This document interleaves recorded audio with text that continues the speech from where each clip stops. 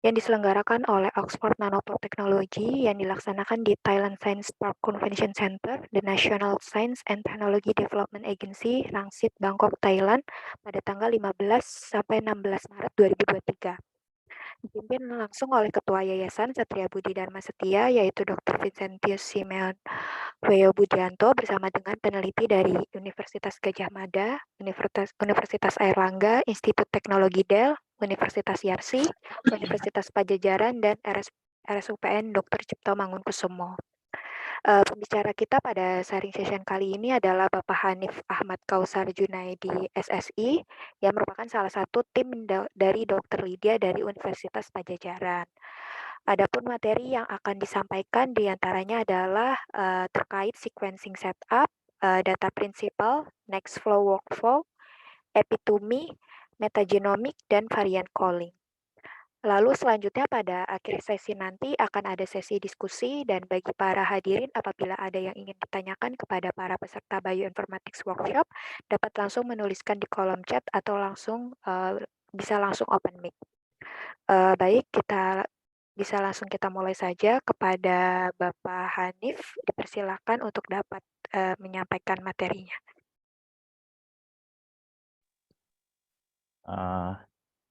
Halo, iya, selamat pagi semua.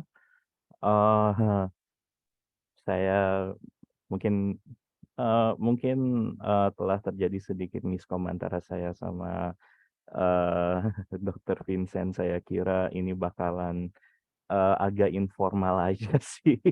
Um, Maksudnya semacam saling sharing ya. Soalnya pengalaman saya itu lebih di short read sequencing, maksudnya analisis data bioinfo short read sequencing. Ini juga pertama kali saya pakai alat-alat long read sequencing. Jadi kalau misalnya saya salah ngomong atau informasi yang saya sampaikan salah atau mungkin beda pengertian dengan orang lain, silakan dikoreksi saja ya langsung. Ya, karena ini juga pertama kali saya pakai dan kami semua saling belajar. Oke, saya izin share screen.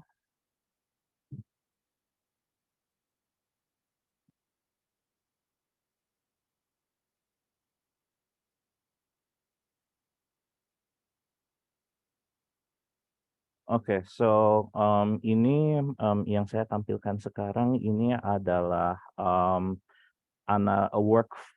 workflow pipeline workflow analysis short read sequencing yang saya paling sering pakai. Biasanya kan saya melakukan analisis hasil sequencing dari Illumina. Jadi itu merupakan hasil short read sequencing.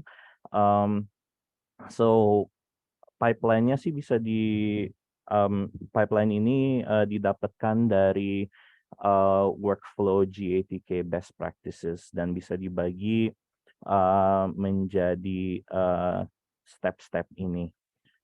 So stepnya merupakan trimming, mapping, sorting, marking duplicates.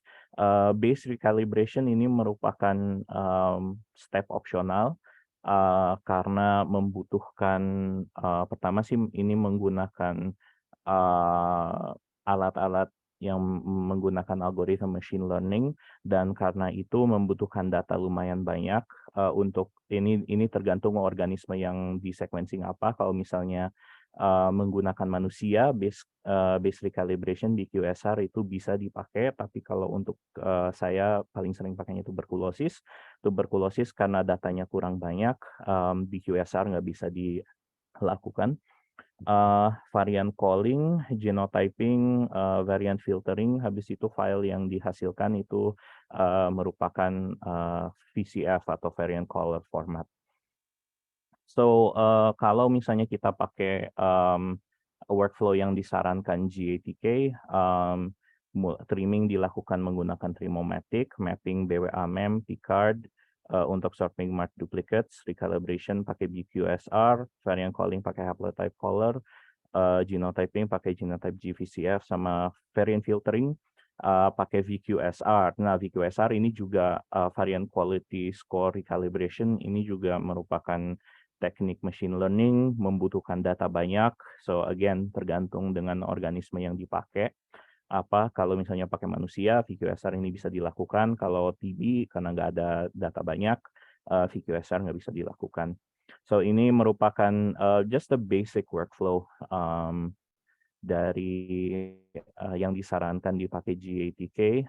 Yang kanan ini merupakan workflow yang saya paling sering pakai. So trimming saya lebih suka pakai Trim Galore karena Trim Galore mengintegrasi um, tool quality control yang paling sering dipakai itu FastQC untuk melakukan trimmingnya. Jadi saya nggak harus kasih tahu ke program trimmingnya berapa base pair. Trim Galore itu automatically nge-cut adapter sequence-nya berdasarkan quality score-nya sendiri. Mapping masih pakai BWA-MEM, pakai Picard. Karena TB nggak ada data tambahan yang bisa dimasukin untuk basic calibration, saya skip step basic calibration ini. Variant color dipakai haplotype color, genotyping pakai genotype GVCF. Nah, variant filtering saya pakainya variant filtration, nggak pakai VQSR again karena TB nggak ada data tambahan untuk masukin ke machine learningnya VQSR. Saya melakukan hard filtering menggunakan variant filtration. Oh ya, istilah VQSR itu soft filtering, kalau variant filtration itu disebutnya hard filtering. Nah, tapi ada beberapa pipeline yang sudah ditulis untuk mengautomate semua proses ini. Jadi kalau misalnya saya rasa agak males atau nggak mau mikirin step by step-nya ini apa, saya masukin aja ke salah satu tool-tool ini. Karena tool-tool ini udah mengintegrate at least most of the steps. Ada beberapa step yang akan di-skip. So contohnya yang akan dipakai itu Brisec untuk melakukan semua step ini, tapi Brisec nge-skip rata-rata semua ini sih nge-skip base recalibration. Brisec ini mengautomate semua proses ini. Habis itu resulting filenya sih not necessarily VCF, ada banyak file-file lain yang akan dihasilkan. Another tool yang bisa dipakai itu Pylon, tapi kalau Pylon hanya bisa dimasukin setelah dilakukan mapping, sorting, dan marking duplicates, baru kita bisa masukin ke dalam pipeline-nya Pylon. Dan satu lagi Phoenix. Phoenix ini merupakan tool yang juga berbasis GATK, tapi harus dilakukan mapping dulu sebelum masuk ke pipeline-nya Phoenix. Ya.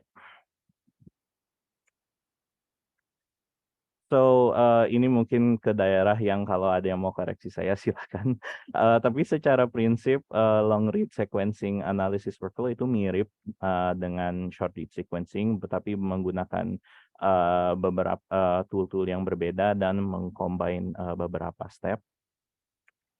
So contohnya salah satu workflow yang at least dalam pengertian saya yang saya dapatkan pas lagi di Thailand itu adalah ini. This is a fairly short workflow karena saya juga kerjanya di tuberkulosis, jadi nggak perlu workflow yang fancy. So trimming dan filtering akan dilakukan oleh software field long atau nano field. Assembly dilakukan mini align dan variant calling dilakukan MPylab atau WhatsApp. Tapi setelah diskusi sama orang-orang di sana, semua ini bisa dilakukan oleh Medaka. Jadi setelah semuanya setelah di running semuanya, jadi Medaka udah mengautomate semua step-step ini, jadi akan langsung menghasilkan VCF. Ya. Dari segi sample to results, the basic workflow itu bentuknya kayak gini. Jadi kita mendapatkan suatu sampel. Sampel ini akan dilakukan ekstraksi DNA untuk TB. Itu biasanya harus dikultur dulu, baru bisa dilakukan ekstraksi DNA. Setelah DNA extraction, melakukan library prep. Setelah library prep dimasukin ke dalam mesin sequencing. Nah, sequencing dan base calling ini kemarin dibilang bahwa base calling ini bisa bisa menjadi step yang bersama atau terpisah tergantung dengan kemampuan mesinmu. Jadi kalau misalnya menggunakan MinION Mark 1C, base calling itu langsung dilakukan oleh mesinnya. Tetapi kalau menggunakan MinION Mark 1B, base calling itu harus dilakukan komputernya. So it depends on what type of machine yang akan dipakai. Nah, karena ya base calling juga memerlukan GPU yang lumayan kuat. So kalau misalnya saya akan lebih cenderung base calling dilakukan di luar sequencing dan masuk ke dalam primary bioinformatics analysis yang merupakan pipeline yang tadi saya sebutkan. Dan hasil dari bioinformatics analysis ini akan masuk ke dalam secondary analysis yang analisis yang saya paling suka lakukan itu adalah analisis filogenetik untuk menentukan sejarah evolusinya sampel TB, atau masuk ke variant interpretation. Jadi misalnya, kita temukan SNP di daerah sini, kira-kira itu akan menghasilkan mutasi yang uh, yang meaningful atau tidak. Oke. Saya izin stop share dan pindah komputer sebentar.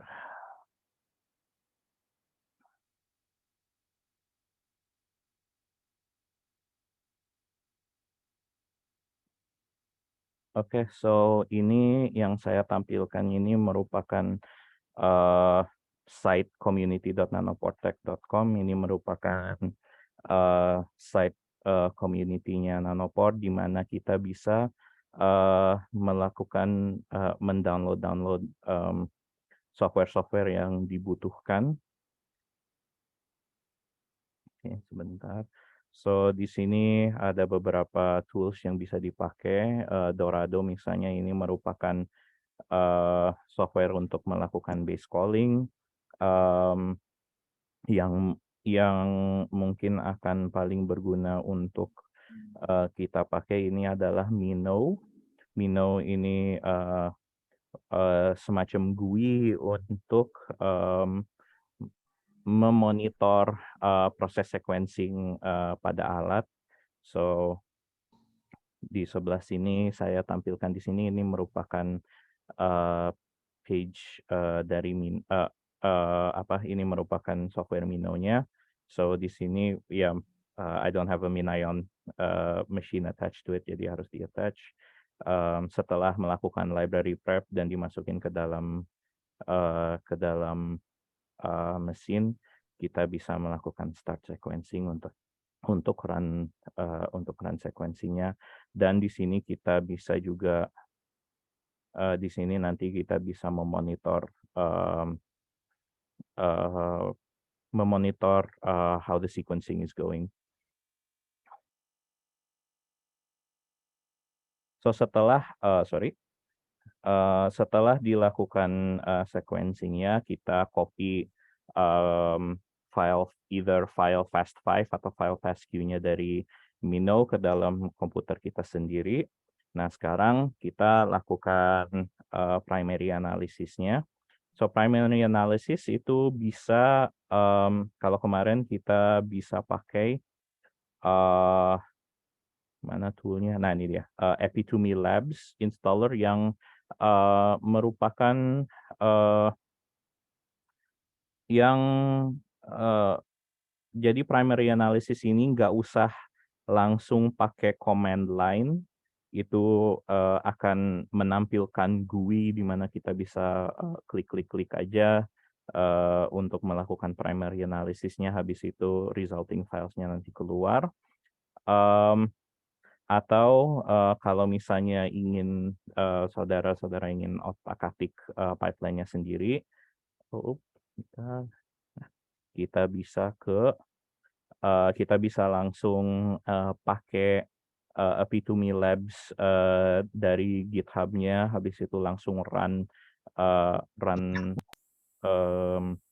analisis tool-nya di dalam command line, atau kalau misalnya mau otak-atik lebih dalam bisa pakai bisa langsung ke GitHub Oxford Nanotech, download tool-toolnya masing-masing. So contohnya Medaka di sini, saya bisa download sendiri, habis itu otak-atik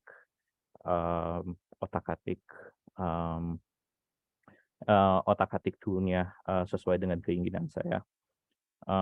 So ini untuk mengakses, so sekarang demonstrasiin aja cara pakai menggunakan Epitome Labs. So kalau Epitome Labs itu pertama yang harus dilakukan itu mendownload dan menggunakan Nextflow yang merupakan workflow manager. So kalau saya download Nextflow-nya menggunakan Anaconda atau Miniconda.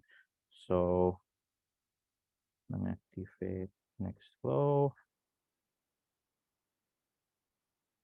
Oke, sebentar saya change directory dulu. So di sini saya bisa run. So saya yang akan paling sering pakai workflow yang saya akan paling sering pakai ini adalah workflow bacterial genomes. Tombolnya hilang. Itu dia. Oke.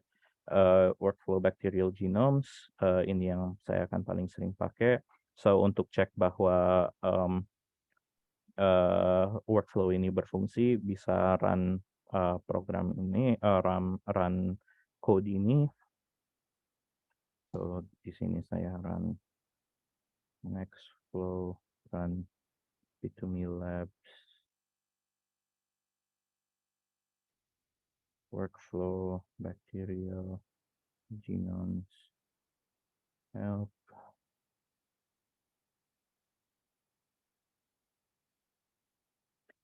Loadingnya agak lama karena komputernya agak lemot. Tapi basically cara menggunakan, kalau ingin menggunakan workflow yang langsung disediain Epitome Labs, dipakainya pakai Nextflow dan bisa di run di command line, atau bisa download GUI Epitome Labs-nya. Cuman kemarin sih dari pengalaman saya, Epitome Labs GUI-nya Epitome Labs masih agak buggy.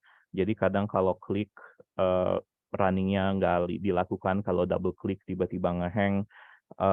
Jadi saya lebih sukanya langsung di sini langsung pakai di command line saja.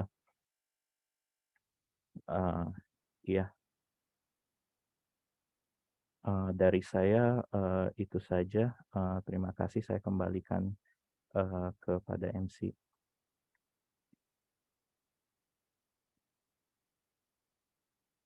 Baik, terima kasih Pak Hanif atas sharing session-nya. Mungkin dari Dr. Vincent, ada yang mau disampaikan terlebih dahulu, Dok?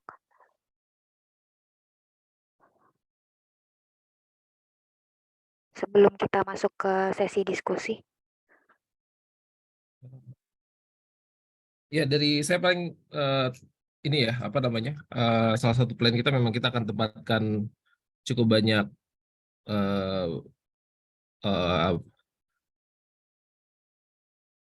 peralatan ONT di masing-masing institusi.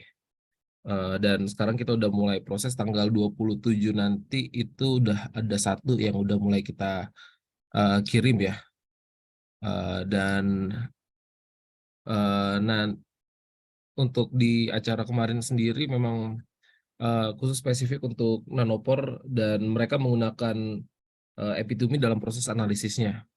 Nah, itu sedang kami coba replikasi. Jadi kalau yang terakhir itu kan kita masih pakai JTK framework yang base-nya CPU. Nah, ini dalam waktu dekat ini, minggu depan ini kita lagi mau uji coba untuk siapin untuk running di GPU ya, di graphic card. Karena di graphic card sendiri itu kita bisa dapat kecepatan yang eh, hampir berapa kemarin tuh ya? 80 kali lipat lebih cepat. 80 kali lipat lebih cepat daripada eh, di CPU. Karena kalau untuk contohnya kemarin waktu kita ngerjain di CPU itu kan hampir butuh untuk satu WGS aja itu butuh sekitar 8 jaman untuk analisis semuanya sampai VCF-nya keluar. Jadi ekspektasi kami sih nanti waktu kita udah coba implementasi di GPU itu targetnya satu WGS itu nggak nyampe 30 menit gitu. Itu satu. Kemudian yang eh, kedua adalah nanti yang kita siapin server ininya apa kita siapin eh, Minayan dan Promethean itu juga akan sudah beserta servernya ya. Tapi emang ini butuh waktu nih. Servernya itu yang untuk Minayan kita siapin yang 3070. Sementara untuk yang eh, apa namanya? Untuk yang Pitu Solo itu akan eh, at least minimal 3090 ya atau 4090. Itu yang akan kita siapin untuk bantu di lapangan. Cuma nanti untuk proses analisis tahap lanjutnya lagi itu kita siapin di cloud yang tadi itu framework untuk eh, yang GPU base, tapi yang GPU base yang udah pakai A100 ya. A100 itu contohnya yang kalau teman-teman kemarin ada yang ikut juga ke Thailand itu yang dipakai di data center yang ada di Thailand itu sendiri. Jadi eh, kalau di sana kan memang cost-nya gede sekali ya untuk bangun data centernya. Cuman kalau kita bisa utilisasi cloud, itu sebenarnya semua peralatan sudah siap, tinggal kita pakai aja gitu. Dan nanti kenapa kita pakai cloud approach dulu? Karena kita nggak tahu ya eh, ini kita akan berapa kebutuhan kita akan dipakai seberapa banyak, seberapa sering. Jadi kita pakai cloud approach. Tapi kalau misalnya nanti kita udah tahu polanya, kita baru bisa lakukan pendekatan yang lain. Apakah nanti yang jelas sih local storage itu memang perlu kita punya sendiri. Cuman kalau untuk processing power itu yang agak agak cukup berat. Nah itu yang nanti akan rencananya untuk ini ya, untuk penyediaan alat ONT. Oke, saya rasa mungkin dari saya itu aja. Em, Ya, saya kembalikan ke MC. Terima kasih. Ya, baik, terima kasih Dr. Vincent. Bagi para hadirin, Bapak dan Ibu ya, peneliti, bagi ada yang ingin ditanyakan atau ingin open diskusi sama Bapak Hanif sebagai pembicara kita atau kepada peserta bioinformatik workshop, boleh langsung disampaikan atau bisa disampaikan juga di kolom chat. Oke, selamat pagi Pak Hanif. Boleh tanya-tanya diskusi terkait ini? Oh ya, silakan. Perkenalkan, nama saya Jember Pambudi dari IPB, tim IPB. Pak, saya mau tanya, tadi kan dari Promethean ya Pak ya, kalau nggak salah ya? Ulang lagi, sorry, tidak kedengaran. Eh, sorry, tadi dari Promethean kan ya? Ya, ini analisanya, instrumennya. No, itu Minayan. Oh, itu Minayan. Minayan. Kalau boleh tahu, Minayan tuh outputnya, output pertamanya raw datanya bentuknya apa Pak? Kalau Nah, di Illumina kan biasanya dia FASTQ ya, itu ya. bentuknya apa kalau di Minayan? Nah, kalau Minayan itu tergantung alat yang dipakai itu apa. Sebentar ya, let me show.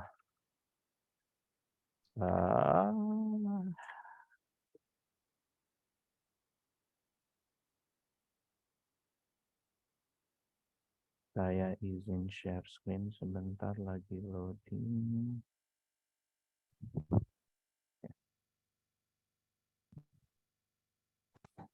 Fast 5 bukan sih kalau nggak salah? Nah, tergantung. Sebentar ya. Kalau Minayon, aduh ini lama banget loadingnya.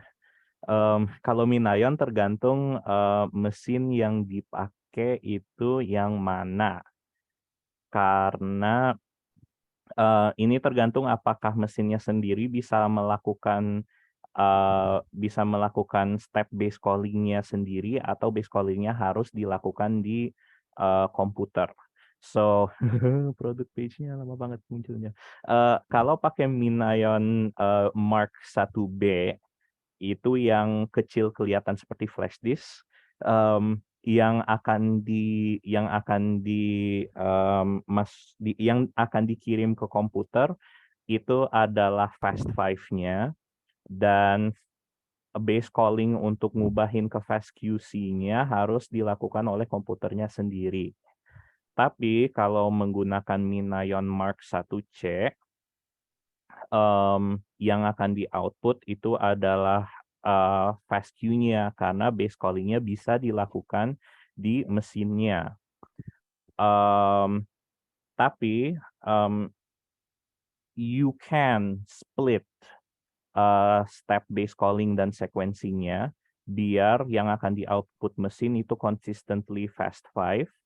Habis itu nanti ubah ke fast queue-nya dilakukan di dalam komputer. Ini ada several advantages untuk melakukan itu. Jadi misalnya kalau Bapak punya GPU yang lumayan kuat, mungkin ingin merubahin ke fast queue-nya di dalam komputer sendiri. So misalnya kalau udah punya RTX 40 series atau RX 7000 series, itu biasanya lebih cepat kalau lakukan base calling-nya di dalam komputernya sendiri. Nah, ini dia. Oke. Kalau punya Minayon kecil ini, artinya base calling-nya menggunakan resources-nya komputermu. Jadi kalau komputer Bapak, kalau komputer Bapak itu lumayan kuat, base calling-nya akan lumayan cepat. Tapi kalau komputernya kurang bagus seperti laptop saya, itu akan lumayan lama. Kalau Mark 1C ini bisa melakukan base calling-nya menggunakan resources-nya sendiri. Tapi kalau misalnya komputernya udah cukup canggih, GPU-nya udah kuat, bisa aja dia nanti output-nya fast 5. Habis itu lakukan base calling-nya di mesin sendiri. Advantage-nya adalah kalau punya GPU yang kuat, base calling-nya lumayan cepat. Tapi kalau this comes at the cost of space, karena fast 5 itu 3-4 kali lebih besar daripada fast queue. Jadi rata-rata kemarin pas diskusi sama teman-teman di Thailand itu rata-rata sih pada keep fast queue-nya, habis itu fast 5-nya di-delete atau di store di hard disk atau machine lain biar it doesn't take up space. Gitu. Tapi kalau Prometheon sih setahu saya itu yang akan di output mesinnya sendiri itu adalah fast 5-nya. Habis itu base calling-nya menggunakan resources komputernya. Jadi kalau menggunakan Prometheon itu biasanya nggak, mereka saranin jangan pakai laptop untuk Prometheon. Kalau pakai Prometheon either beli Gridiron dari Nanocore-nya sendiri, atau beli atau rakit komputer dengan GPU yang kuat, biar base calling-nya bisa lebih cepat. Ya, gitu sih dari saya. Oke, nanya lagi Pak, tadi kan bandingin beberapa pipeline ya. Kalau saya sendiri kan memang Ya. biasanya cuma pakai BWA MEM, ya sama termometrik, BWA MEM, GATK, tapi buat varian filteringnya biasanya saya pakai BCF tools di sini biasanya. Nah, ini untuk Bapak pernah nyoba analisa concordance-nya nggak Pak? No, jarang sih untuk Jadi, UB melakukan itu. oh iya soalnya ada beberapa pipeline yang dipakai, tapi nilai concordance-nya itu nggak 100% gitu. Jadi mungkin buat teman-teman semua, kalau nilai concordance itu jadi kayak satu sampel dibandingin setiap variannya itu terpanggilnya sama atau enggak gitu nilainya. Jadi misal harusnya satu sampel dibagi dua terus dibaca dengan pipeline berbeda, di setiap titiknya dia harusnya kebacanya berapa persen gitu. Dan ketika saya cek juga memang yang paling tinggi tetap sih GATK sebenarnya sih, GATK sama BWA-MEM di sini yang sebutannya analytical sensitivity sama analytical PPV-nya paling tinggi gitu. Bahkan dengan sampel mixture pun dia yang paling mendekati gitu. Berarti belum pernah lakukan tes ya Pak ya, dari beberapa pattern tersebut. Kalau boleh tahu Pak Hanif ini udah pernah pakai berapa pipeline? Iya, ini kalau misalnya saya menganalisis sesuatu pakai pakai sampel TB sih, saya biasanya running di multiple pipelines. Yang paling sering yang ditunjukkan di situ tadi itu kan pakai Brisec. Jadi yang saya tulis sendiri pakai GATK, Brisec. Brisec sih jarang sekarang karena computer resources-nya lumayan kuat dan udah lama nggak diupdate. Jadi pakai Pylon atau pakai Phoenix. Saya sih kalau misalnya ngelihat dari hasil perbedaannya mungkin 1 atau 2 SNP, dan analisis yang saya paling sering lakukan itu lanjutin ke analisis filogenetik, dan 1 atau 2 SNP itu nggak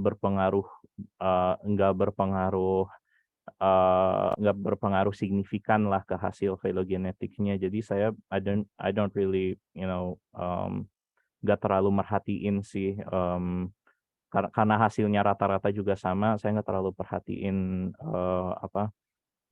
pipeline yang dipakai itu kayak gimana, asal konsisten aja yang dipakainya apa. Oke. Mungkin dari saya cukup sekian sih Pak.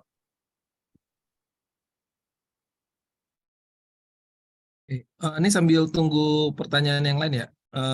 Saya agak out of konteks sedikit. Ini story di sini tadi Pak Jembar ada ya? Pak Jembar, Mas Jembar, suara saya bisa didengar? Iya Pak, bisa Pak, bisa. Yang kemarin tuh jadinya mau diretensi nggak disknya?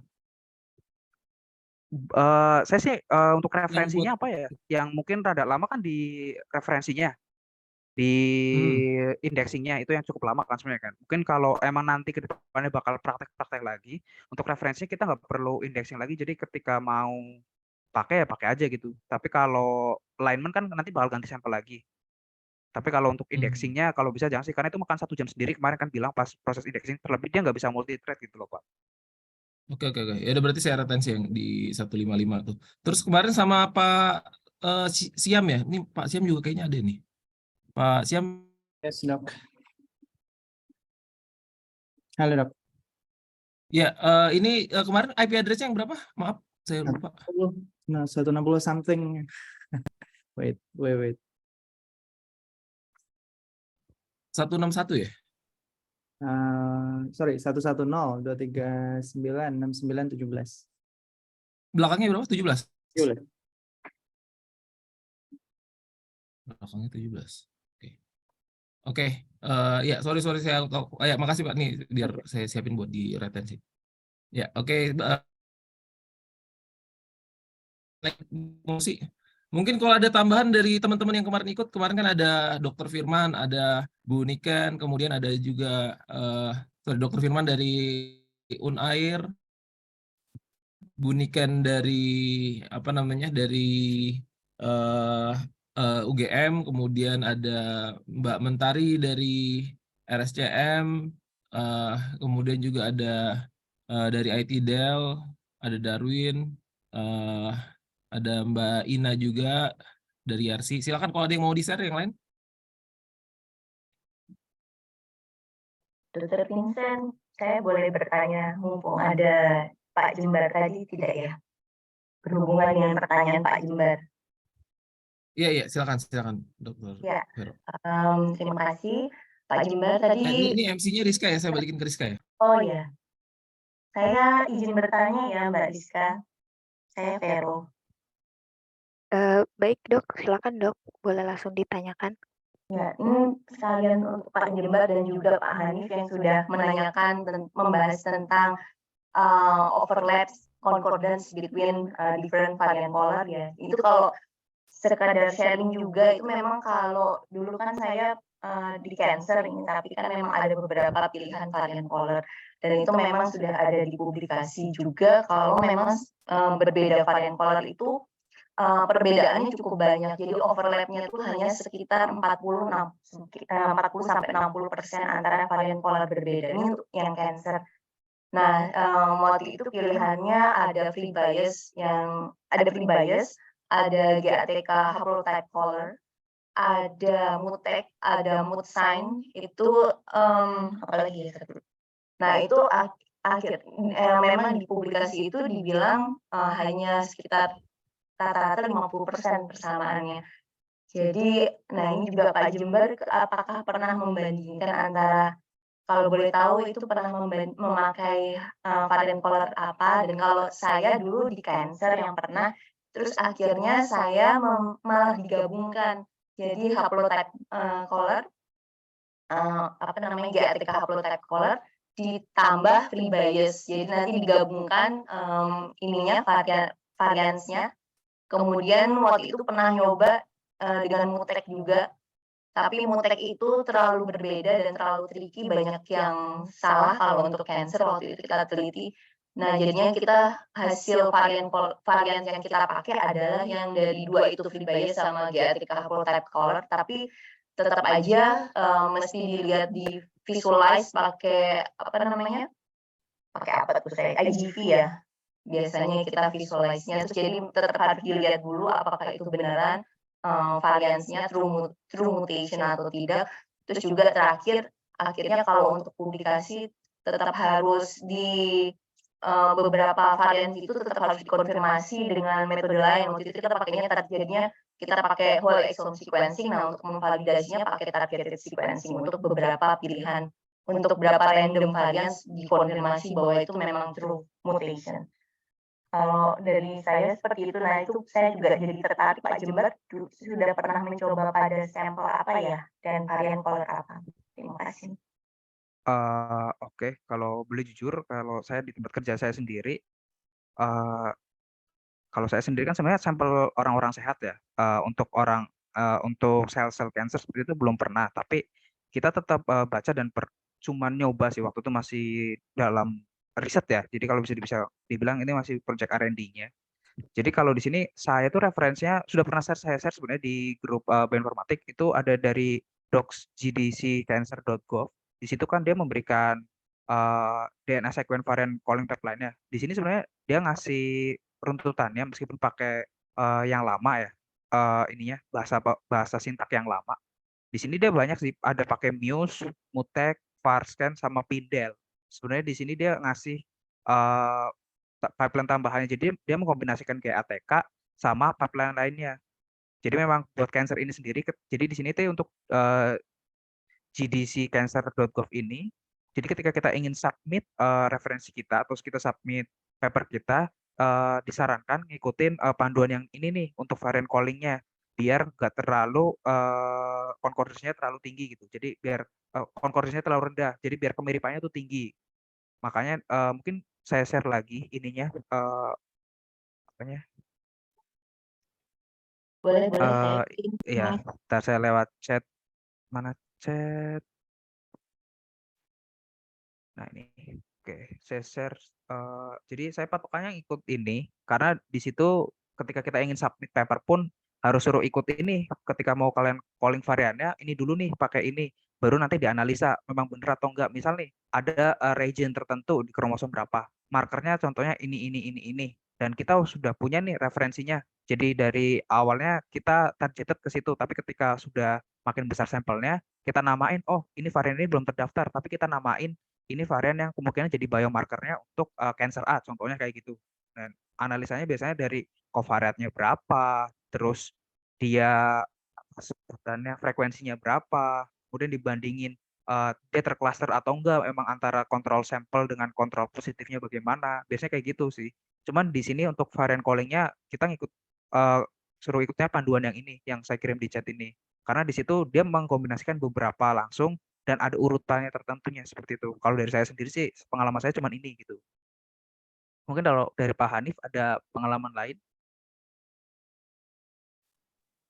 Kalau dari saya nggak terlalu banyak sih, soalnya kan ya kalau TB rata-rata sih semuanya varian color apapun yang saya pakai rata-rata hasilnya juga sama. Jadi, mmm, masalah ini at least dalam pengalaman saya menggunakan ini di TB jarang muncul. Mentor saya juga bilangnya rata-rata just pick something and then be consistent with it aja.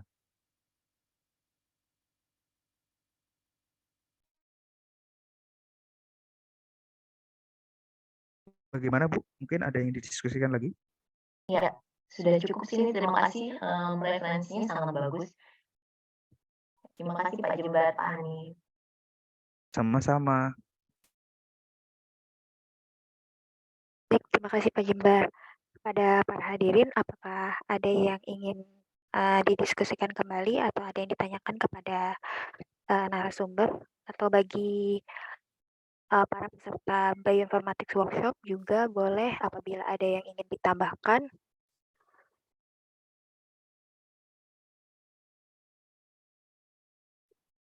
Oke, kalau masih belum ada, saya tambahin sedikit ya. Baik dok.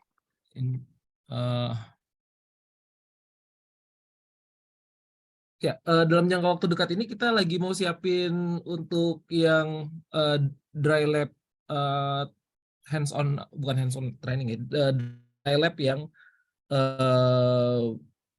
training dengan tutor ya. Kemarin udah sempat diskusi dengan beberapa rekan di InBio. Jadi nanti akan ada kuota kurang lebih saya udah minta untuk sekitar 20 orang.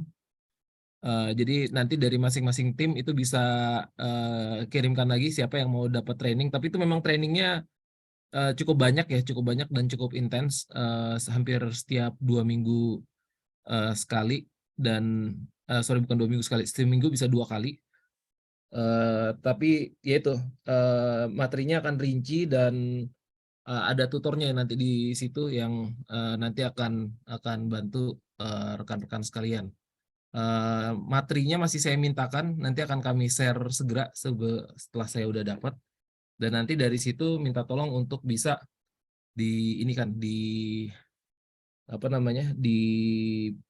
ya untuk siapa yang mau ikut di. Kalau itu memang kursinya terbatas ya, karena mereka pembayarannya per orang, jadi tapi nanti itu akan berbeda dengan yang nanti kita siapin. Jadi kalau dari yayasan sendiri kita akan siapin nanti yang hands on yang krusial yang bisa diikutin kayak yang kemarin tuh, walaupun kemarin masih agak berantakan ya, cuman nanti kita akan terus perbaiki supaya lebih baik. Jadi itu nanti akan ada satu course lengkap kurang lebih durasinya 2-3 bulan, dan itu akan ngeliputin basic knowledge juga. Jadi kalau misalnya nanti ada orang IT dari tim rekan-rekan sekalian yang dasar biologi molekulernya belum ada, nah itu nanti bisa diikut sertakan juga di situ, karena nanti biologi molekulernya juga akan dimasukkan gitu. Terus apa lagi ya? Oh ya, sama satu lagi kita akan ada training ke Shenzhen. Jadi untuk ke sana memang akan disponsori dari BGI Institute, dan dari BGI Institute itu sendiri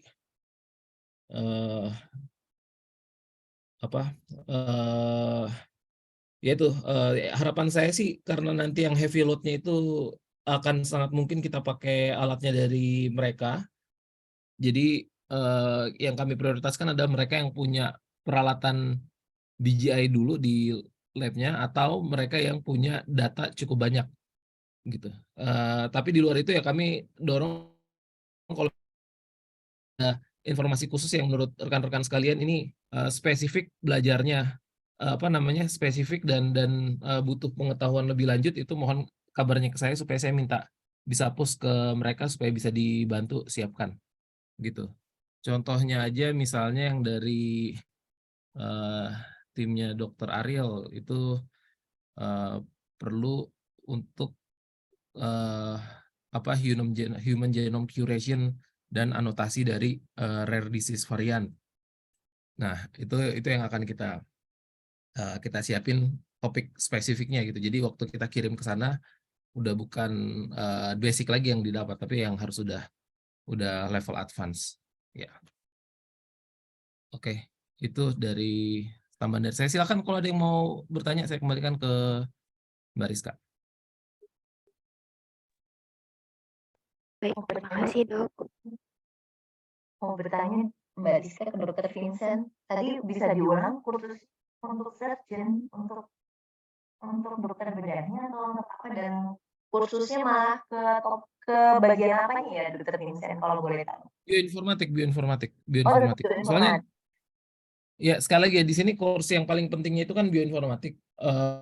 Data kita bisa ambil, ekstraksi kita udah bisa kerjain, cuman kalau bioinformatik untuk yang skala gede dan nanti yang sangat spesifik untuk penelitian, nah itu kita akan coba minta support dari BGI gitu. Itu yang supaya nanti spesifik.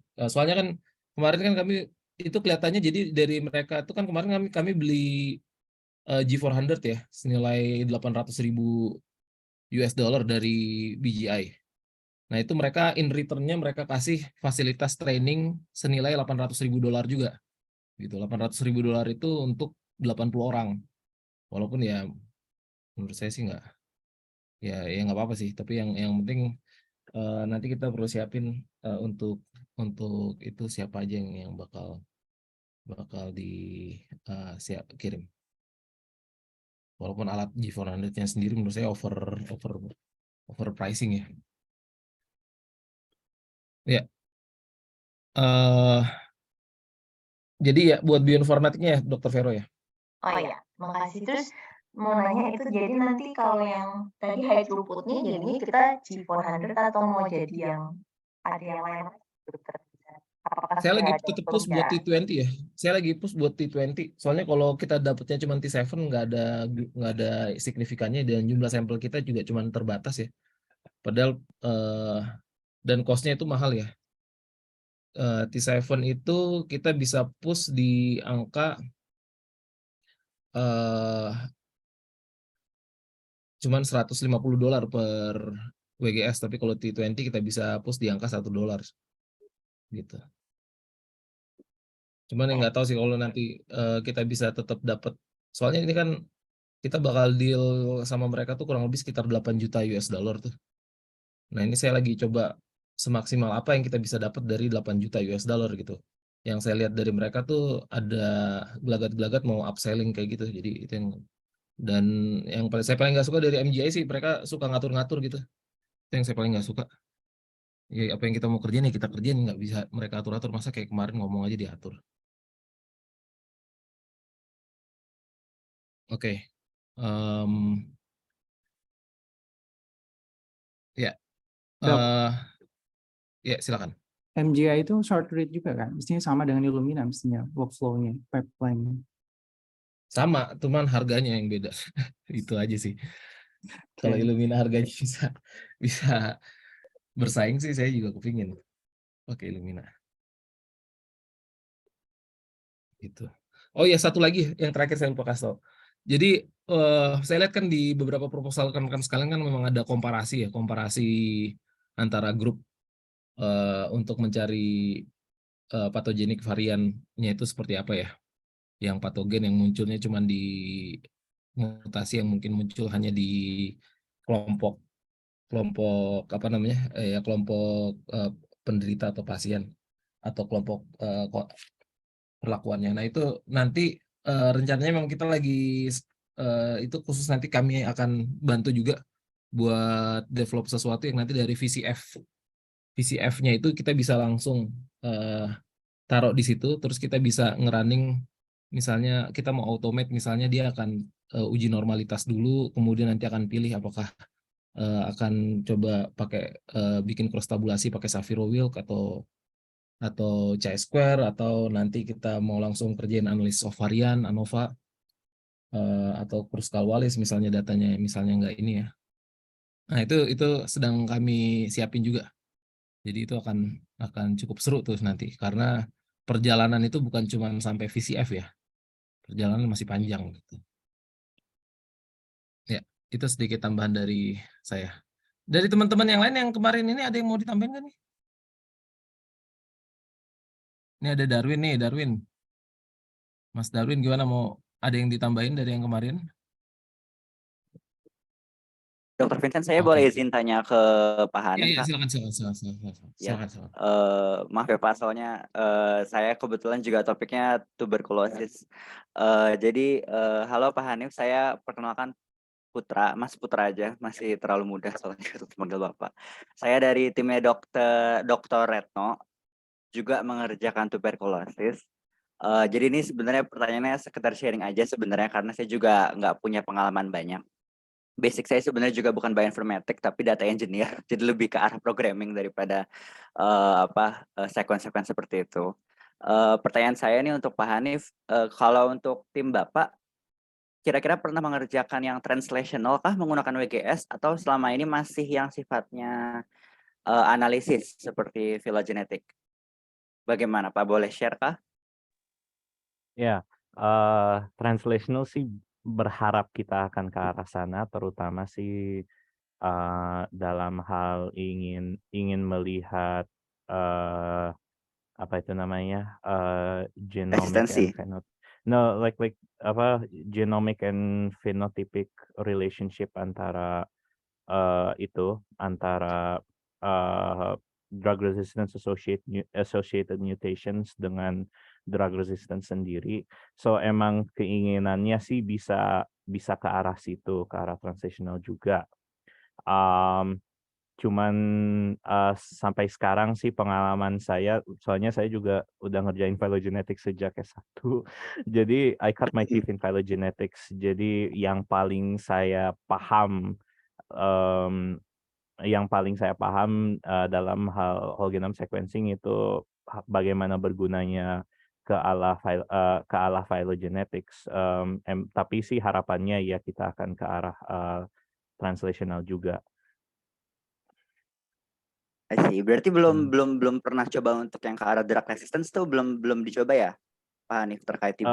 Paling sih paling yang paling sering dipakai untuk melihat drug resistance associated mutations itu masukin aja ke TB profiler.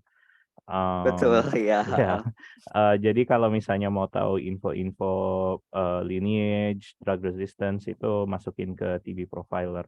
Cuman kalau ini sih juga disebut pas di Thailand itu kalau TB profiler emang didesain untuk dipakai menggunakan mesin short read sequencing. Kalau long read sequencing, sebentar I had this up. Kalau untuk long read sequencing sebaiknya pakainya workflow ini dari Epitome Labs juga, menggunakan workflow TB-AMR. Kalau untuk long read sequencing sebaiknya sih pakai ini, untuk short read sequencing pakainya TB profiler. Baik, berarti masih tergantung sama pihak ketiga berarti ya untuk interpretasi variannya ya. Iya, yes. Soalnya saya pernah, ini izin sharing ya Pak Hanif ya. Mungkin juga Pak Hanif tahu, karena tim kami pelajari juga. Kebetulan tim kami kan pengen develop pipeline custom ya. Jadi inginnya sih berharap platform itu bisa jadi one stop solution dari FastQ ke clinical report seperti itu.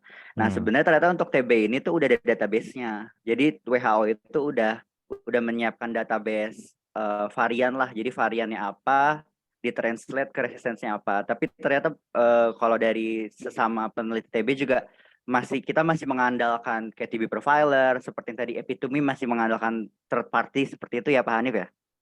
Ya, setahu saya TB profiler juga kan juga itu kan mengacu kepada TBDB-nya mereka, dan setahu saya sih TBDB-nya mereka kalau di papernya sih itu bikin sendiri, but I assume mereka mengacu juga kepada WHO-nya. Oke, baik. Kalau misalnya di pengalaman Pak Hanif, biasanya kalau WGSTB ya, trouble-nya apa? Apakah biasanya dari wet lab-nya? Kalau misalnya wet lab bisa ngefek ke dry lab ya, mungkin karena ekstraksinya nggak benar gitu. Kalau misal dari pengalaman Pak Hanif, mungkin bisa di-share biar bisa jadi warning signs dulu sebelum kita ngerjain TB-nya mungkin. Well, kalau misalnya the most annoying aspek dari workflow, kalau menurut saya ya, the most annoying aspect dari workflow dari mulai sampling sampai mendapatkan hasil, yang paling most annoying itu adalah kita harus kirim sampelnya ke vendor untuk melakukan sequencing-nya. So sequencing itu harus biasanya dilakukan oleh orang lain. Minta datanya bisa sulit. Habis itu downloading datanya juga lama, butuh internet yang lumayan konsisten. Iya, betul. Kalau dari pengalaman saya, which is limited juga sih sebenarnya, ya bagian dari situ. Kalau dari segi wet lab atau kalau dari segi wet lab sih, so far nothing really annoying. Maksudnya nggak bikin sampai saya rasa sekesel kalau nggak bisa download data dari pihak luarnya. Maksudnya all the troubles that we've encountered rasanya bisa di troubleshoot dan bisa di overcome. Kalau dari segi bioinfonya, mencari tool yang paling cocok sih. Tapi rata-rata tapi karena tujuan, at least dari pandangan saya karena akhirnya phylogenetics, rata-rata sih so far belum pernah ada yang, maksudnya menggunakan satu tool dengan tool yang lain, enggak mengeluarkan hasil yang membuat conclusion-nya berubah. Baik, itu berarti data yang Pak Hanif obtain itu dari kultur apa dari langsung sampel Kultur. Pak? Rata-rata sih kultur Tetap sih. kultur kan ya? Setahu saya kultur ya. Oke deh, soalnya saya punya kekhawatiran apa ada pengaruh ya kalau kulturnya jelek gitu loh di di analisis sequencing ya, tapi kok ternyata bisa kita trim juga nanti ujungnya ya, Pak Hanif ya. Kalau dari kultur, gini sih, paling kalau kultur yang jelek itu akan menghasilkan ekstraksi DNA dari kultur yang jelek itu sulit. Iya. So ya biasanya sih kadang harus, kalau hasil ekstraksinya jelek, sampelnya harus dikultur ulang, and then ekstraksi lagi sih. Iya, oke. 3 bulan lagi itu sendiri sudah untuk kultur doang. Ya baik, dari saya itu aja sih Pak Hanif. Terima kasih banyak Pak untuk sharingnya Pak. Saya boleh tambahkan? Boleh, Selamat silakan siang. Selamat siang. Perkenalkan saya Lydia. Siang Mbak Lydia. Halo, siang Vincent. Sorry hari ini nggak bisa ketemu, aku lagi raker. Maaf ya. Tapi ini sambil mendengarkan Hanif. Tadi Pak Putra ya? Pak Putra ya Pak? Ya Mas Putra. Mas Putra. Oke, Mas Putra. Kalau boleh saya share tentang boleh, silakan Dok. Pertanyaan-pertanyaan dari Mas Putra, Pak Putra ya. Anyhow. Jadi bisa misalnya tadi translasional gitu ya maksudnya Mas Putra. Ini translasionalnya ke arah apa dulu nih Mas? Kan translasional bisa ke arah monitoring terapi, bisa ke arah drug resistance. Betul. Ya, kemudian lebih ke arah drug resistance sih. Lebih ke arah drug resistance. Oke. Ya. Nah, yang menjadi permasalahan sekarang atau yang menjadi dilemanya Mas Putra kira-kira seperti apa kalau boleh tahu. Ini sekedar nanti saya mau sharing itu pengalaman kami dari tahun 2015 nih ngolah-ngolah si WGS-nya. Ya. Thank you so much. Kalau misalnya concern-nya itu karena buat orang awam, bukan awam sih, lebih tepatnya klinisi in general ya. Karena kan kita pengen TB treatment itu lebih precision ya. Jadi langsung ketahuan dia itu resistance-nya apa tanpa harus ngasih lini 1, lini 2 dulu, lebih terarah lah. Masalahnya kalau kita mau introduksi WGS ke clinicians, mereka kemungkinan besar nggak tahu tools-tools yang kita sebut kayak tadi ada GATK, ada VCF segala macam lah. Jadi concern-nya adalah ini masih terlalu kriptik dan step-nya terlalu banyak seperti itu. Pun kalau misalnya mau dicoba untuk mengerti dan pahami, belum tentu juga mereka punya resource yang tepat. Seperti contohnya kan kalau misalnya di human harus pakai computing resource yang besar ya. Nah, saya juga nggak tahu apakah di TB sama atau tidak gitu. Kalau misalnya ngeliat FastQ file cuma 400 MB sih harusnya bisa lokal ya. Jadi bisa diusahakan. Concern-nya seperti itu sih, lebih ke arah kayak ini masih terlalu laborious lah, meskipun sudah dengan iming-iming otomasi seperti itu, Dok. Ya, memang kita harus bisa bedakan kalau saya rasa ya, karena saya juga berhadapan dengan klinisi, di sisi lain kita juga adalah seorang peneliti ya. Dan karena itu sebetulnya di kita pun, di kelompok kita, nggak hanya di kita, di dunia juga seperti itu ya. Karena itulah misalnya muncul ada berbagai versi dari TB Profiler ya. TB Profiler itu selalu diupdate. Oke, terus kita juga pernah menggunakan, kita membangun katalog kita sendiri gitu. Nah, katalog kita sendiri itu yang akan masuk ke dalam mungkin suatu tahap di dalam step dari bioinformatics ya, walaupun saya bukan bioinformatician, tapi kita pernah cobakan itu. Kemudian kita harus ada nih di samping dari bioinformatik itu adalah hal-hal paling basic, itu nggak perlu kita share ke klinisi ya. Jadi kalau misalnya Mas Putra ngelihat ya, ada salah satu contoh sekarang yang mengeluarkan hasil yang melaporkan ke klinisi mengenai ini loh mutasinya gitu. Tapi pada akhirnya klinisi akan tetap bertanya, terus arti mutasi kayak gini gimana? Kami perlu practicality kan seperti itu. Nah, sekarang kalau misalnya kita lihat jenis mutasi itu ya yang keluar gitu dari WHO, database mutasi kan, katalog mutasi tahun 2020 itu udah dikeluarkan. Itu masih ada tuh si jenis-jenis mutasi yang kita itu masih harus mikir ya. Mutasi ini sebetulnya dia high confidence mutation-nya, atau mutasi ini adalah intermediate ya, resistance-nya, atau mutasi ini low secara fenotipik. Nah, kalau di kita itu ada metode di lab-nya yang kita itu bisa mengklarifikasi gitu ya. Jadi temuan bioinformatics adalah satu. Tapi ketika kita melaporkan ini adalah mutasi yang related nggak secara fenotipik, itu kan penting bagi klinisi, ya nggak? Betul Maka banget. metode yang lain gitu, metode yang lain yang itu yang berbasis fenotipik, kita sebutnya sebagai ada dua ya, microdilution atau dia microsensitizer namanya. Jadi mutasi-mutasi yang keluar dari TB Profiler nggak semua kita anggap sebagai oke, kamu itu nyata loh. Ya kan gitu. Kita akan introduce metode yang ketiga untuk melihat satu mutasi ini kamu tuh beneran nyata membuat fenotipik resisten yes atau tidak. Maka hasil akhir yang dilaporkan apa? Hasil akhir yang dilaporkan adalah mutasi yang ditemukan adalah A, gitu ya. Tetapi dia di konsentrasi obat B, misalnya begitu. Maka klinisi yang akan memutuskan akan di double dose, akan di exclude, atau dia masih secara treatment terapinya itu klinisi yang tentukan, itu bukan kita.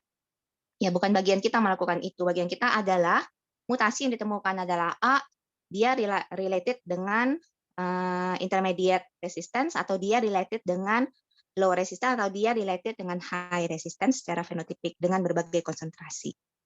Gitu. Nah, memang permasalahannya adalah nggak banyak orang yang tahu tentang hal seperti itu, gitu ya. Nah, bagi kita yang tahu, maka harus ada tuh semacam building interface ya. Benar. Ya, jadi bridge-nya itu adalah interface dari lab clinician kita sebutnya. Itu yang kalau di grup kita itu berusaha bikin ya. Bioinformatik itu hanya sekedar belakang ya, hulunya gitu. Bioinformatics. Bagaimana caranya kita bisa menghasilkan suatu report ya. Jadi interface bentuknya antara klinisi dengan lab. Ya nggak, yang bisa klinisi itu nggak perlu pusing. Ini kamu pakai bioinformatik yang mana? Nggak perlu pusing. Bukan bagiannya melakukan seperti itu. Bagiannya adalah itu bagian kita ya, untuk melihat ini intermediate, low atau high. Ini penting sekali dilakukannya. Jadi itu notice yang sangat bagus gitu ya dari Mas Putra. Kemudian yang kedua, kalau kita perhatikan mau pakai platform yang mana nih sekarang, misalnya gitu. Nah sekarang platform yang kita pilih tergantung dari kita sedang mempelajari apa. Untuk drug resisten misalnya Illumina, ONT atau apapun, itu tetap saja harus ada komparatifnya. Tapi so far yang kita alami itu adalah platform Illumina tentu, dan kita kan belum terbiasa ya dengan Iya. yang sekarang lagi growing, terus tiap bentar pipeline-nya, tiap bentar kitnya ganti-ganti ya nggak sih? Betul, Itu iya, berubah terus. berubah terus. Mm-mm. Nah, kalau di Illumina sendiri kita bisa pakai Nextera, saya pernah pakai TrueSeq, terus kita pernah pakai BGI bahkan ya zaman kita di awal-awal. Nah, masalahnya itu adalah satu, quality dari DNA ya. Setiap pipeline Mm-mm. atau setiap platform itu akan beda quality DNA yang mereka inginkan. Misalnya kalau Iya, kita betul sih. pakai Nextera misalnya 1 nanogram per mikroliter misalnya ya yang menjadi Mm-mm. kebutuhan. Tapi mungkin yang lain gitu ONT misalnya kalau dia mau pakai langsung tanpa ada amplifikasi kan ONT dia men-skip amplifikasi ya salah satunya. Iya. Maka Mm-mm. input DNA harus tinggi kan. Mm-mm. Gitu. Maka kita harus pertimbangkan juga gitu loh. Input DNA biasanya jadi masalah ya. Kemudian input awal gitu untuk library preparation-nya. Kemudian rate dari error pada saat kita melakukan pemilihan platform. Ya tergantung dari chemistry. Ada chemistry yang error rate-nya itu lebih tinggi. Maka dia cocok nggak untuk drug resistant atau cocoknya itu untuk misalnya studi transmisi, membedakan SNP dan lain-lain. Jadi tergantung dari pilihan kita Tujuannya ya. sekarang melakukan studi apa. Iya. Mm. Kemudian efek dari kultur ya. Nah, kultur ini sesuatu loh kalau drug resistant. Kalau boleh saya sharing. Mm-mm. Jadi drug resistant itu basically adalah seleksi dari subpopulation ya. Jadi Mm-mm. seleksi dari subpopulasi. Di dalam itu, di dalam satu pasien mungkin masih ada subpopulasi yang resisten atau mungkin ada subpopulasi yang masih sensitif. Nah, jadi ketika kita melakukan kultur, kita harus hati-hati nih kalau mau drug resisten, kulturnya itu jangan berulang gitu, Mas. Jadi jangan subkultur lagi, subkultur lagi, subkultur lagi. Oh Di iya. situ kita melakukan kesalahan dalam hal apa? Dalam hal seleksi subpopulasi. Betul, Bisa setuju. jadi, dan kita melakukan subkultur itu kan pada medium yang tanpa obat ya. Jadi kita menseleksi Mm-mm. sebetulnya pertumbuhan dari subpopulasi yang sensitif. Ya, di situ. Maka harus ada apa ya semacam penyusunan strategi gitu ya. Kalau misalnya tujuannya adalah drug resisten, berapa kali sih kita harus melakukan subkultur supaya seleksi subpopulasi tidak terjadi yang sensitif gitu sih. Gitu. Kulturnya kalau misalnya Wow. udah jelang-jelang kering nggak apa-apa, nggak masalah ya kering gitu ya. Toh yang kita gunakan adalah Mm-mm. DNA. Tapi penting untuk diingat, seleksi subpopulasi itu pengaruh pada saat drug resisten. Gitu. Itu yang saya mau titip pesannya. Jadi kan kita mikir udah kering kita subkultur lagi gitu. Ya nggak sih? Iya, Gitu. iya, Maka biasanya itu kayak lebih gitu. bagus di subkulturnya di mana? Di dalam medium yang tidak ada obat, benar nggak? Jadi kita akan memfasilitasi siapa yang growing di situ. By logic aja, logikanya, logically. Yang kita fasilitasi adalah yang sensitif. Ya. Jadi subkultur berulang itu juga penting diperhatikan. Jadi kalau timnya Mas Putra sekarang sedang mengulik-ngulik drug resistant, misalnya, jadi penggunaan platform bioinformatik, terus bagaimana kita melakukan interface gitu ya, melaporkan interface antara klinis dengan lab, kemudian pemilihan dari library preparation karena mempengaruhi input DNA, kemudian bagaimana step-stepnya di dalam subculture itu penting diperhatikan. Itu kalau dari pengalaman kami, kalau boleh share. Kira-kira begitu. Thank you so much, Bu Lydia. That's a very insightful sharing. Oke. Mbak Lydia, Kebetulan aja jadi kita itu bisa yang jawab. emang yang lagi kami mau bantu develop yang itu. Jadi waktu dapat VCF itu nanti apa namanya yaitu tools buat ngerjain analitik konvensional ya yang kayak cross tabulasi, chi-square segala macam tuh kita automate dari situ. Dan itu nanti yang akan kan nanti kita akan dapat relative risk atau kalau kita mau cari odds ratio untuk yang langka ya. Nah, itu yang nanti menurut saya mungkin akan bisa sangat ngebantu untuk ngejelasin ke klinisi mutasi ini memang sering ditemukan pada yang misalnya resisten atau Betul, dan ini bisa resikonya tinggi dipercaya nggak kayak mutasi gitu. ini? Atau dia itu hanya Ya. adalah low mutasi, tetapi at least kita bisa memperlihatkan mutasi ini memang memperlihatkan MIC-nya naik loh, Bo, gitu ya. Iya, Tapi iya. kan keputusan akhir itu dari siapa? Datangnya klinisi. Oke, kita akan lakukan double Klinisi. dose, tapi double dose juga dengan efek samping bla bla bla. Itu udah bagian klinisi, ya nggak? Nah, Ya, tapi betul. penting gitu untuk kita sebagai orang yang melakukan analisis ya, melakukan library preparation itu satu hal, menginterpretasi itu beda ya, beda cerita Betul. gitu loh. Jadi harus ada Ya, tools jadi yang lain ya, untuk kita bisa setuju, lakukan itu. setuju, setuju. Background saya memang saya banyak bergulat di biostatistik, jadi saya lihat nih ada potensi untuk dikombinasikan ya. Cuman karena variabelnya kan banyak sekali di hasil VCF tuh, nah itu yang perlu di automate dan di ini supaya bisa cepet. Bisa lah pelan-pelan lah dok ya. Bisa Bisa, pelan-pelan bisa. memang ya, tetapi harus maju aja terus gitu. Ya jangan stuck. Iya, gitu. siap. Yang penting. Oke, thank you Mbak Lydia, Mas Putra. Sorry kalau Silakan saya kebanyakan balikin ngomong, lagi ke aku Rizky. saking semangatnya mau bagi gitu, kita punya. No, tenang aja, justru saya senang banget karena saya akhirnya ketemu seseorang yang emang bisa ditanya. Jadi thank you banget Bu Lydia. Iya. Tujuan forum ini memang kayak gitu Pak Putra, Mas Putra. Jadi kita Iya, kumpulin nih tim-tim peneliti dari seluruh universitas, banyak banget se-Indonesia. Iya, thank you dok untuk difasilitasi. Ya, silakan rekan-rekan yang lain. Saya balikin ke Mbak Rizka ya. Baik, terima kasih Dok Lydia tadi sudah sharing pengalamannya juga penelitiannya menggunakan MTB. Lalu bagi para peserta workshop lainnya, misalkan dari Pak Darwin, Ibu Ina, Dr. Niken, Dr. Firman, atau Mbak Mentari, kalau ada yang mau ditambahkan, boleh bisa ditambahkan juga. Atau dari hadirin juga ada yang mau ditanyakan kembali, atau ada yang ingin didiskusikan kembali, boleh langsung open mic juga. Rizka, saya boleh izin tanya ke Bu Lydia nggak? Ini sebenarnya boleh dok. Informatik ya. Bahasanya bukan informatik, tapi saya tertarik dan walaupun saya risetnya sekarang nggak berhubungan dengan itu sih, tapi boleh ikut belajar ya Bu Lydia. Jadi kalau untuk drug resistant itu caranya kan berarti kita mengkultur terus kemudian dikasih obat gitu ya. Terus nanti berarti yang kalau yang klonnya itu si bakterinya masih bersisa itu artinya yang resisten gitu ya. Dan itu makanya yang sisanya itu yang misalnya Petridis gitu. Sisanya itu yang akan di sequencing. Jadi kalau untuk mau tahu loss medium high-nya itu bagaimana ya Bu Lydia ya? Klon yang mana ya?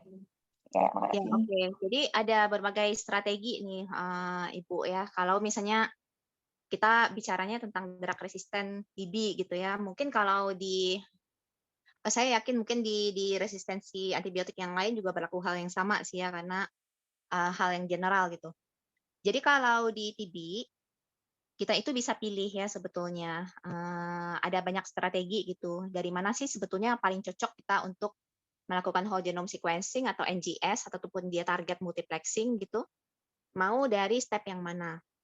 Gitu. Bisa kita melakukan dari sputum jarang banget ya, karena biasanya kita susah untuk bisa recover si MTB DNA-nya. Walaupun ada tuh mungkin di 1-2 tempat yang berhasil untuk recover MTB DNA karena human DNA ngalah-ngalahin si MTB DNA. Maka ada 2 strateginya. Kita melakukan, kita sebut sebagai early positive culture ya. Jadi misal dari sputum kan kita ada pretreatment, dahak itu kita lakukan pretreatment, kita masukkan dulu ke dalam medium tumbuh ya. Jadi medium selektif gitu buat TB-nya. Tapi kita tidak perlu melihat ada visual growing gitu ya dari TB, karena kalau kita nunggu visual growing gitu terdeteksi oleh mesin atau mata kita bisa lihat pertumbuhan, itu butuh waktu at least 2 minggu ya kalau dia high positif. Gitu 2-3 minggu. Bisa nih misalnya kita semacam melakukan early culture ya. Jadi kita sebetulnya mengenrich TB ini, at least enrich gitu ya. Jadi misalnya di umur dia 4 hari gitu, itu kita langsung ambil dari kulturnya, maka kita langsung melakukan DNA ekstraksi gitu ya. Nah, rata-rata tentunya kalau kita pikirkan whole genome sequencing, kalau gitu ada di sebelah mana sih dalam algoritma kita sehari-hari kan gitu kan yang perlu kita pikirkan sekarang posisi penempatan dari WGS itu. Nah, tempatnya itu adalah justru setelah primary culture ya. Gitu, atau tempatnya justru setelah kalau misalnya TB programnya mengarahnya itu ke gene expert gitu. Ya udah tempatnya itu ada persis setelah gene expert. Gitu. Nah, sekarang yang perlu dipertimbangkan yang tentu saja kita belum ketemu jawabannya gitu kan ya. Apakah dia mau setelah hasil gene expertnya muncul sebagai resisten gitu, atau kita mau melakukannya terlepas dari dia sudah resisten ataupun belum, kita akan lakukan si whole genome sequencing. Gitu ya. Nah, saya suggest-nya biasanya kan kita lakukan dari kultur karena apa? Karena recovery dari MTB DNA kan yang kita harapkan di whole genome sequencing kan jadi masalah ada recovery dari MTB DNA ya. Yang jadi masalah gitu karena human DNA ini sering sekali jadi pengganggu. Nah, strateginya mungkin melakukan di early positif gitu. Tidak sampai di angka 2 minggu tetapi di 4 sampai 7 hari untuk kita enrich DNA-nya. Gitu sih Bu strateginya barangkali ya kalau menurut saya. Oh jadinya ini dengan low, medium, sama high resistance-nya itu tergantung data klinisnya ya, tergantung pasien grupnya ya, bukan? Kalau low, medium, dan high itu kan seharusnya adalah kita yang melaporkan, benar nggak? Jadi misalnya kalau kita sudah melakukan primary culture gitu, kemudian primary culture kan kita nggak tahu dia resisten ataupun sensitif kan terhadap obat apapun. Kita nggak tahu gitu. Maka kita lakukan whole genome sequencing di situ. Nah, kalau misalnya ketika kita calling gitu ya, drug associated mutation-nya, kita udah tahu persis. Satu contoh aja, contoh ya yang paling nyata RPOB misalnya 81 base pair hotspot region misalnya gitu. Ya udah ini adalah high resistant. Kita bisa laporkan langsung. Terjadi mutasi RPOB itu adalah high confidence mutation ya misalnya. Ini adalah resisten. Tapi ada juga tuh di area-area kalau kita dari katalog kita sendiri, misalnya kita udah bikin katalog juga sih untuk kita punya drug resisten. Itu ada area-area yang masih kita nggak tahu, aduh ini bukan high confidence gitu. Tapi dia ada dilaporkan misalnya di dalam WHO katalog ya. Cuman dengan sensitivity atau specificity yang kita masih blur gitu. Dia resisten apa enggak? Maka kita akan introduce gitu metode fenotipik. Fenotipiknya itu yang menghitung kadar obat yang berbeda gitu, Bu. Nah, apa nih sekarang yang ketemu? Dia related dengan drug apa? Dengan fluoroquinolone misalnya gitu ya kan? Tapi nggak confidence ini gitu. Tapi dia likely ya relatednya itu dengan quinolone. Maka kita lakukan dengan berbagai konsentrasi obat quinolone si kultur itu. Maka kita bisa lihat, oh ternyata dia adalah low resistant. Karena apa? Karena MIC-nya kecil. Atau misalnya ini adalah intermediate ya, karena apa? Dia berbatasan dengan critical konsentrasi resisten. Oh, ternyata ini resisten karena dia ada di atas dari critical konsentrasi. Gitu. Nah, itu adalah cara kami untuk melakukan konfirmasi terhadap uncommon ya atau novel mutasi gitu. Tapi kalau high confident mah dilaporin aja, high confident itu udah high resistant gitu. Gitu sih. Oke, berarti memang hasil dari varian color-nya gitu ya, mutation-nya itu ya. Soalnya berarti kan kalau saya kan di cancer itu berarti memang kita harus melihat literatur terus nanti di annotation mana yang highly pathogenic, mostly pathogenic atau enggak kalau juga ada kalau literatur itu yang mendefine dia driver mutation atau bukan seperti itu ya Bu Lydia ya. Masalahnya kan adalah selalu kalau dia low mutation itu yang jadi masalah kan ya, yang low confidence gitu. Nah, yang jadi masalah adalah itu gitu. Nah, pintar-pintarnya kita sekarang gimana strateginya kita gitu untuk bisa melaporkan ini yang novel ini atau yang uncommon ini memang related secara fenotipik nggak kan gitu. Ya enggak. Nah, any possibility bisa terjadi di situ. Bisa iya, bisa tidak kan gitu. Ya. Terima kasih jelas Lydia. Terima kasih. Ya, terima kasih ya.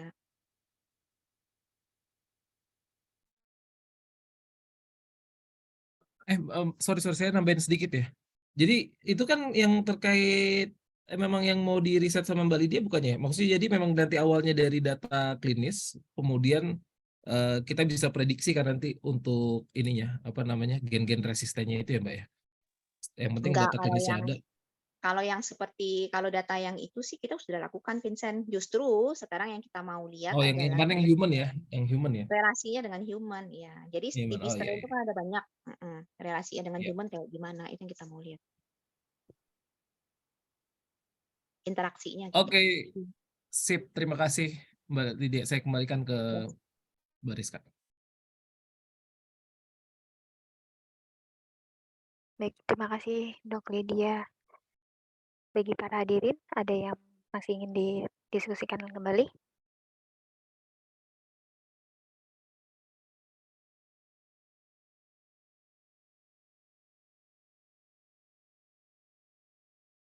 Baik, sepertinya sudah tidak ada, Dok Vincent. Ya, oh ya, dari saya sedikit lagi. Oke, jadi seperti biasa ya, saya perlu jelasin sumber pendanaannya. Untuk program dari Yayasan Satria Budi Dharma ini sebelumnya menggunakan dana dari sektor private, sumbangan dari masyarakat, dan kali ini disumbang dari Bank Panin ya, gitu. Dan sumbangan ini memang ditujukan untuk akselerasi pengetahuan dan teknologi genomik dan kesehatan di Indonesia.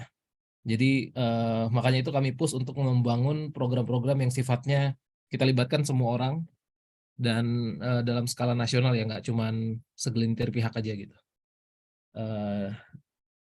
Oke, jadi itu dan seperti yang tadi sebelumnya saya sudah jelaskan, strateginya kita lagi siapin itu satu central lab yang nanti akan melakukan heavy liftingnya nanti di mereka, sementara nanti setiap institusi akan dapat Promethean dan Minayon yang nanti akan digunakan untuk bisa mengerjakan penelitian-penelitian yang secara lokal. Dan salah satu hal yang paling penting yang saya perlu share adalah di sini kita menggunakan dana publik ya, jadi setiap informasi yang dikumpulkan itu akan kita share juga untuk publik di Indonesia. Publik di Indonesia itu siapa aja ya, peneliti ya. Jadi kita akan siapin data repository dari semua penelitian, dan termasuk nanti antar penelitian juga bisa akses setelah publikasi dari penelitian awal gitu. Dan cara aksesnya itu akan kami serahkan ke dalam kepada masing-masing institusi penelitian gitu. Jadi nanti selama kalau dari kami dasarnya yang pertama adalah ethical clearance. Selama udah dapat ethical clearance dari institusi penelitian, ya itu harusnya nggak ada isu untuk mengakses data-data yang udah bisa diakses gitu. Ya, dan nanti ya itu sih, itu sedikit yang saya mau tambahkan ke rekan-rekan sekalian, dan kami harap juga tetap semangat.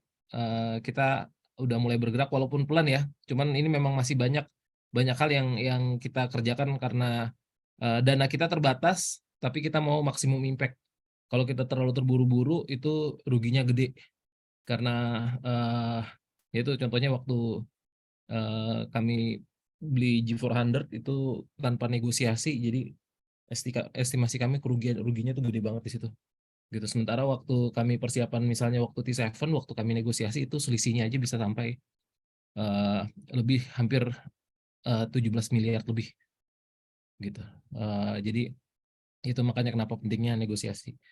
Oke, itu sedikit tambahan dari kami. Saya serahkan kembali ke oh ya, ditunggu nanti mohon tunggu kabarnya di grup penelitian masing-masing. Kita akan siapin yang tadi saya bilang ada training secara khusus, tapi memang tempatnya sangat terbatas.